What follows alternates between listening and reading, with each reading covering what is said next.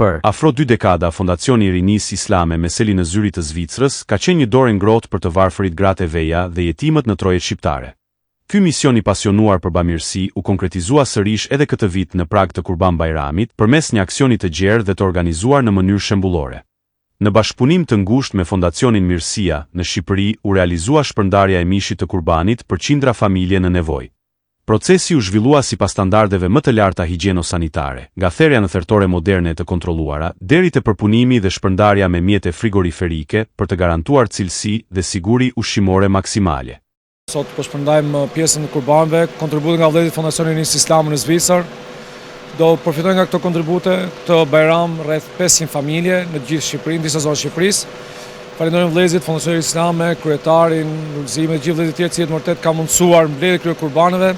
Është një kontribut i shumë vjeçar, disa vjeçar dhe vazhdon vëllezërit tonë, bashkëkombësit tonë në Zvicër, shqiptarë Shqipërisë, Kosovës, Maqedonisë, të trevave të ndryshme, mendojnë dhe bashkohen me ne në këto festa Bajrami.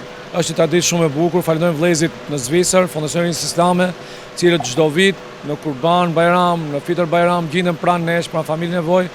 Sot janë rreth 200 familje jetim, të cilët do të përfitojnë nga këto kontribute. Edhe nesër po gjithashtu do të përfitojnë familje të tjera nevojë. Është një traditë e bukur dhe shpresojmë që inshallah të vazhdojmë këtë traditë, të jemi ndihmë pranë familjeve në nevojë. Ekipi i televizionit Drita ndoqi nga afër të gjithë këtë proces për të siguruar qytetarët dhe donatorët se çdo ndihmë shkon atje ku duhet me ndershmëri, transparencë dhe respekt të thellë për dinjitetin njerëzor. Ndërkohë, shpërndarja e kurbaneve ka vijuar edhe në luginën e Preshevës dhe Bujanocit, ku janë dhuruar plot 265 kurban për jetimët, të varfrit dhe njerëzit në nevojë. Një falënderim të veçantë dua ta bëj për Fondacionin Rinor Islam në Zvicër me kryetarin e nderuar Lulëzim Lecaj, që edhe këtë vit në 2025 bashkëpunoi me ne për thirrjen e kurbanave.